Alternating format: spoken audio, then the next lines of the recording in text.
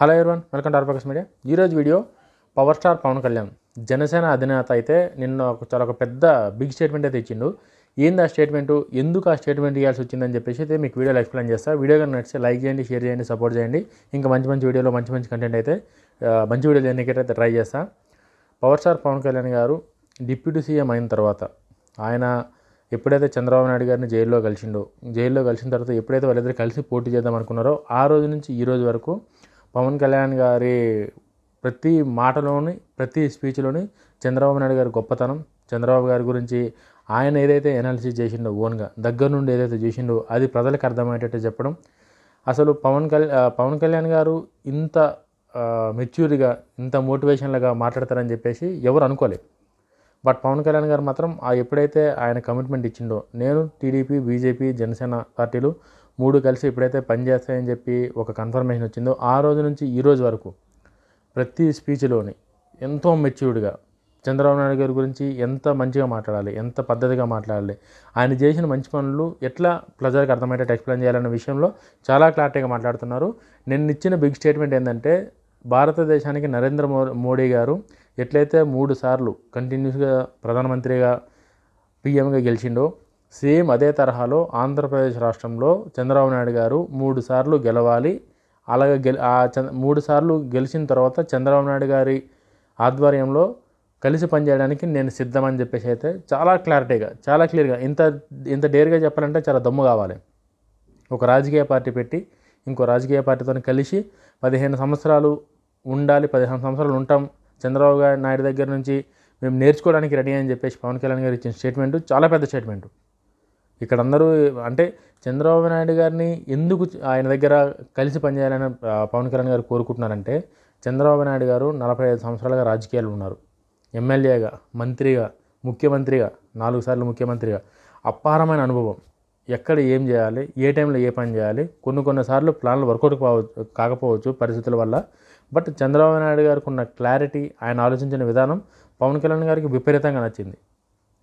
పవన్ కళ్యాణ్ గారు చాలా మోటివేషనల్గా మాట్లాడి చంద్రబాబు నాయుడు గారు కంటిన్యూస్గా 3 టైమ్స్ సీఎం అయితే ఆయనతో కలిసి పనిచేయడానికి నేను సిద్ధం, పవన్ కళ్యాణ్ గారు సిద్ధం అన్నారంటే జనసేన పార్టీలో ఉన్న నాయకులు, కార్యకర్తలు అందరూ సిద్ధం దానికి. ఎందుకు పవన్ కళ్యాణ్ గారు ఆ మాట అన్నారు అని చెప్పేసి అంటే, పవన్ కళ్యాణ్ గారికి ఇప్పటికిప్పుడు నేను సీఎం అయిపోవాలి, సీఎం అయి నేను రాష్ట్రాన్ని ఏలేసేయాలి, ఇది కాదు పవన్ కళ్యాణ్ గారికి కావాల్సింది. పవన్ కళ్యాణ్ గారికి కావాల్సింది ఆంధ్రప్రదేశ్ రాష్ట్ర భవిష్యత్తు. ఆంధ్రప్రదేశ్ రాష్ట్రం అన్ని రాష్ట్రాలతో పాటు ఈక్వల్గా ఉండాలి. ఆంధ్రప్రదేశ్ ఒక మంచి స్థాయికి రావాలి. ప్రజలు ఏదైతే నమ్మి కుటుంబ ప్రభుత్వాన్ని కోటేశారో ప్రతి ఓటుకి ఒక ఉపయోగం ఉండాలి అన్న ఒక కాన్సెప్ట్తోని ఎక్కడ కూడా పంతాలకు పోయి నేను ఒక పార్టీ పెట్టినా, నాకు అది కావాలి ఇది కావాలని కాకుండా కలిసిమెలిసి చాలా తెలుగుగా, చాలా మెచ్యూర్డ్ గొప్ప ఆలోచన ఉంటే తప్ప ఇటువంటి మాటలు రావు ఎవరికి కూడా. పవన్ కళ్యాణ్ గారు ఇప్పుడు ఎంత నీట్గా ఆయన ఆలోచించే విధానం ఉంది అని చెప్పేసి అంటే, అది చంద్రబాబు నాయుడు గారే కావచ్చు, టీడీపీ కేడరే కావచ్చు, జనసేన కేడరే కావచ్చు, వీళ్ళందరూ కలిసి ఆనందపడేటట్టు ఉంది తప్ప ఎక్కడ కూడా ఎవరు ఇబ్బంది పడేటట్టు ఎక్కడా పవన్ కళ్యాణ్ గారి ప్రవర్తన కానీ ఆయన మాట తీరు కానీ లేదు. చంద్రబాబు నాయుడు గారి గురించి ఎందుకు ఆయన అంత గొప్పగా చెప్తున్నా అని చెప్పేసి అంటే, చంద్రబాబు నాయుడు అంటే ఒక సీనియర్ మోస్ట్ పొలిటీషియన్ని, సక్సెస్ఫుల్ పొలిటీషియన్ని దగ్గరుండి చూసినప్పుడు తెలుస్తుంది. ఒక మనిషిని దగ్గరుండి చూస్తేనే వాళ్ళు మాట్లాడే విధానం, వాళ్ళు తీసుకునే నిర్ణయాలు, ఎందుకు ఇట్లా ఆలోచిస్తారో వాళ్ళ ఆలోచన విధానాలు అర్థమవుతాయి.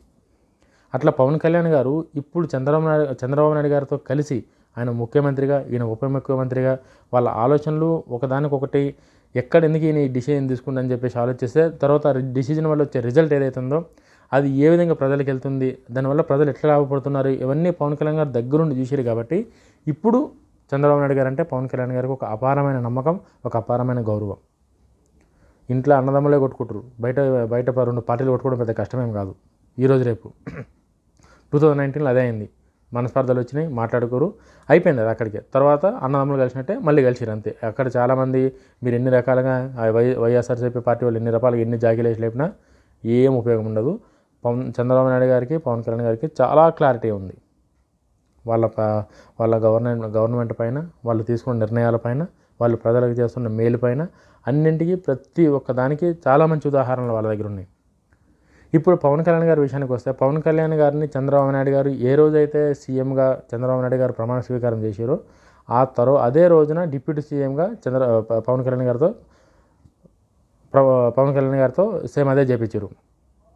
పవన్ కళ్యాణ్ గారు డిప్యూటీ సీఎంగా బాధ్యతలు తీసుకున్న తర్వాత పవన్ కళ్యాణ్ గారికి ఎక్కడ కూడా తన హోదాకి, తన రెస్పెక్ట్కి ఎక్కడ దిగజారకుండా పవన్ కళ్యాణ్ గారు కూడా ఒక మంచి అంటే ఒక పార్టీ అధినేతకి ఏదైతే మర్యాద దక్కాలనో, ఏదైతే మర్యాద ఉండాలనో అదే మర్యాద పవన్ కళ్యాణ్ గారు ప్రమాణ స్వీకారం చేసిన దగ్గర నుంచి ఇప్పటి వరకు అదే రెస్పెక్ట్ ఇస్తున్నారు. అది నారా లోకేష్ గారు కావచ్చు, నారా చంద్రబాబు నాయుడు గారు కావచ్చు, ఈవెన్ టీడీపీ క్యాడర్ మొత్తం కావచ్చు, స్పీకర్ అయ్యన్న పాత్ర గారు కావచ్చు, రఘురామకృష్ణరాజు గారు కావచ్చు, అచ్చెన్నాయుడు గారు కావచ్చు. సో ఎవరైతే టీడీపీ సీనియర్ మోస్ట్ లీడర్స్ కూడా వాళ్ళందరూ కలిసి ఈ పవన్ కళ్యాణ్ గారికి ఆ రెస్పెక్టు, ఆ హుందాతనం, వాళ్ళతో కలిసి పనిచేసే విధానం ఇవన్నీ పవన్ కళ్యాణ్ గారికి చాలా విపరీతంగా నచ్చినాయి. పవన్ కళ్యాణ్ గారు ఇంతకుముందు మాట్లాడినట్టు జనసేన పార్టీకి ఉన్నవేంది లేనివేంది లాస్ట్ టైం మాట్లాడాడు. మనకి 175 నియోజకవర్గాల్లో మనకి బూత్ పోలింగ్ క్యాండిడేట్ ఉన్నారంటే లేరు. జనసేన పార్టీ ఇప్పుడిప్పుడే స్ట్రాంగ్ అవుతుంది కాబట్టి ఇప్పుడిప్పుడే నేను సీఎం అయిపోవాలి అది కరెక్ట్ ఆలోచన కూడా కాదు. ఆ తెలివితేటలతోనే పవన్ కళ్యాణ్ గారు నిన్న చంద్రబాబు నాయుడు గారికి 3 సార్లు మీరు సీఎంగా పనిచేస్తే మీతో కలిసి పనిచేయడానికి మేము సిద్ధమని చెప్పిన తర్వాత అటు జనసేన పార్టీ కావచ్చు, ఇటు టీడీపీ పార్టీ కావచ్చు, క్యాడర్ కావచ్చు, అందరూ చాలా ఆనందంగా ఫీల్ అయ్యారు, చాలా హ్యాపీగా ఫీల్ అయ్యారు. దాన్ని యాక్సెప్ట్ చేశారు. మెయిన్ మొన్న జనసేన ఆవిర్భావ దినోత్సవంలో ఏదో చిన్న స్క్రిప్ట్ ప్రాబ్లం వల్ల చిన్న కొన్ని రాని పదాలు అయితే వచ్చినాయి. బట్ దాన్ని ఎవరు సీరియస్గా తీసుకోలేదు. ఎందుకంటే ఆ స్క్రిప్ట్లో ఏముంది, స్క్రిప్ట్లో రాసిచ్చింది కాబట్టి ఆ ప్రాబ్లం అయింది. బట్ గ్రౌండ్ లెవెల్లో వీళ్ళ బాండింగ్ ఎట్లుందో వీళ్ళకి తెలుసు కాబట్టి దాన్ని నమ్ముకొని దాని మీద పవన్ కళ్యాణ్ గారు అన్న మాట తర్వాత కావచ్చు, లోకేష్ గారు కానీ, చంద్రబాబు నాయుడు గారు కానీ, టీడీపీలో ఎవరు కూడా దాని గురించి మాట్లాడలేదు. ఆడికి ఆగిపోయింది అది. ఎందుకంటే స్క్రిప్ట్లో జరిగిన లోపం కాబట్టి.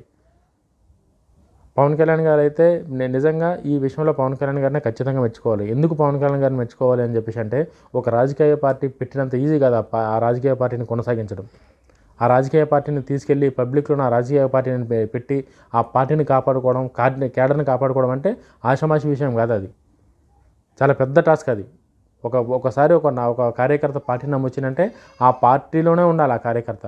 అట్లా కార్యకర్త పార్టీలో ఉండాలంటే దానికి ఆ పార్టీ అధినేత కావచ్చు, పార్టీ నాయకత్వం కావచ్చు చాలా కష్టపడాల్సి వస్తుంది. అవన్నీ చంద్రబాబు నాయుడు గారి దగ్గర నుంచి పవన్ కళ్యాణ్ గారు చాలా దగ్గరగా చూశారు కాబట్టి ఎందుకు టీడీపీ పార్టీకి ఎంతమంది కార్యకర్తలు, ఎందుకు ఇంతమంది ఇన్ని ఏళ్ళు గవర్నమెంట్ లేకపోయినా సరే కూడా టీడీపీ పార్టీకి ఎందుకు వీళ్ళు టీడీపీ పార్టీని వదులుతలేరు, టీడీపీ పార్టీలో ఎన్నో గొప్పతనం ఏంది అని చెప్పేసి ఇవన్నీ టీడీపీ పార్టీ గురించి చంద్రబాబు నాయుడు గారు తీసుకున్న నిర్ణయాలు, వాళ్ళ క్యాడర్తోని ఉన్న కోఆర్డినేషన్ కావచ్చు, ఇవన్నీ దగ్గర నుంచి చూసిన పవన్ కళ్యాణ్ గారికి అప్పుడు అర్థమైంది ఒక పార్టీని ఎట్లా ముందుకు తీసుకెళ్ళాలి. ఒక పార్టీ పెట్టినంత ఈజీ కాదు. జనసేన పార్టీ పెట్టినామంటే జనసేన పార్టీ పెట్టినందుకు ఒక కారణం ఉండాలి, పబ్లిక్లో దానికి ఒక పేరు ఉండాలి, ఒక ఇమేజ్ ఉండాలని చెప్పేసి ఆలోచించిన తర్వాత ఇప్పుడు పార్టీ అధికారంలోకి వచ్చింది ఫస్ట్ టైం 10 ఏళ్ళ తర్వాత. ఇప్పుడు క్యాడర్ని ఎట్లా కాపాడుకోవాలి, ఈ నియోజకవర్గాల్లో మనకున్న శక్తిని ఎట్లా పెంచుకోవాలి, రేపొద్దున మనం అన్ని విధాలుగా స్టమిస్ట్గా మన పార్టీ ఉండాలంటే ఏం చేయాలి, ఎంతమంది కార్యకర్తలు ఉండాలి పార్టీకి, ఇవన్నీ చంద్రబాబు నాయుడు దగ్గర నుంచి చూసిన తర్వాత పవన్ కళ్యాణ్ గారు చంద్రబాబు నాయుడిని ఇష్టపడడం జరిగింది. ఇష్టపడి ఆయన లీడర్షిప్లో కలిసి పనిచేయడానికి పవన్ కళ్యాణ్ గారు ఒప్పుకోవడం జరిగింది. పవన్ కళ్యాణ్ గారు తీసుకున్న నిర్ణయం చాలా గొప్ప నిర్ణయం. ఆంధ్ర ప్రజలు కూడా అదే కోరుకుంటున్నారు. చంద్రబాబు నాయుడు గారు ఇంకా ఒక 3-4 సార్లు ఆయన వస్తే ఇంకా ఆంధ్రప్రదేశ్కి తిరిగి ఉండదన్న నమ్మకంతోనే ఆంధ్రప్రదేశ్కి ప్రజలు కూడా ఉన్నారు. వీడియో నచ్చితే లైక్ చేయండి, షేర్ చేయండి, సపోర్ట్ చేయండి. జై హింద్.